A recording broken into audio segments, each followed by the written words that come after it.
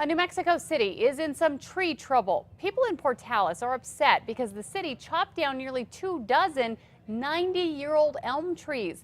The city says it was cleaning up the trees and the trees were sick. But people say it destroyed a piece of history. News 13's Emily Younger reports. There's some big-time controversy brewing between the city of Portales and some people who live there over trees.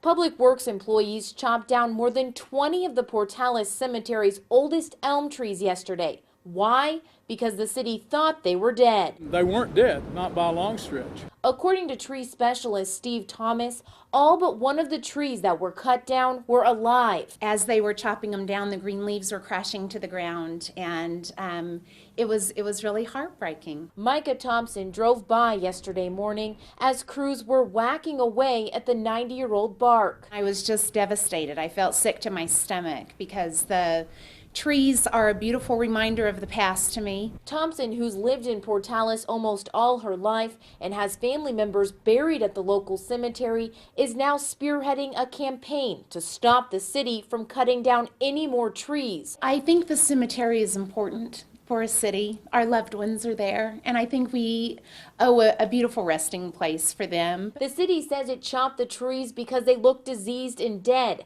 but they say now they're taking the citizens' requests seriously and have stopped chopping. They've brought in tree doctor Steve Thomas to inspect the cemetery's plants. We've stopped everything until this tree doctor can come back and give us a course of action that we might consider taking.